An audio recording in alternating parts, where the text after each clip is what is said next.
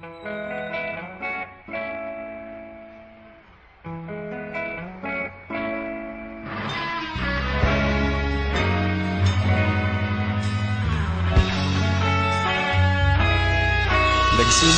ang lahat sa eskwela, nagsama-samang 12 sa kalokohan at sa tuksuhan, hindi maawat sa isa't isa.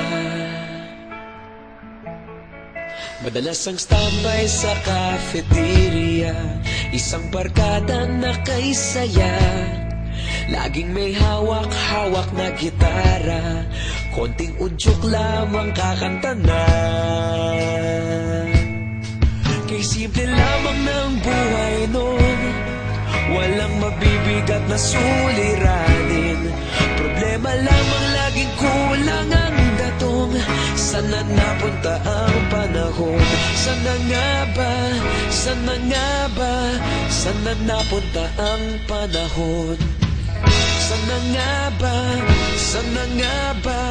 Sana napunta ang panahon? Sa unang ligaw kayo'y magkasama, magkasabwat sa pambobola. Walang sikreto kayong tinatago, okay sarap ng samahang barkada. Nagkawatakan na sa kolehiyo, kanya-kanya na ang nilakaran. Kahit minsan na lang kung magkita, pagkakaibigay hindi nawala. At kung saan na napadpad ang ilan, sa dating eskwela meron ding naiwan. Meron pa ng mga ilang nawala na lang, nakakamiss ang dating samahan. Sana nga ba?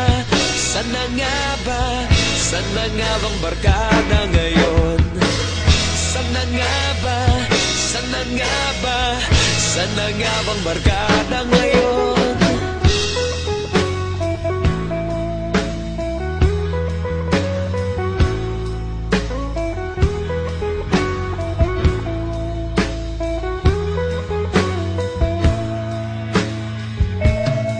Ilang taon din ang nakalipas, wala pa sa aming tatay na nagsusumikap upang yumaman at guminhawang kinabukasan. Paminsan-minsan kami nagkikita, mga naiwan at natira. At gaya nung araw namin sa eskwela, pag magkasama'y nagwawala. Napakahirap malimutan ang saya ng aming samahan. Kahit lumipas ng ilang taon, magkabarkada pa rin ngayon. Magkaibigan, magkaibigan, magkaibigan pa rin.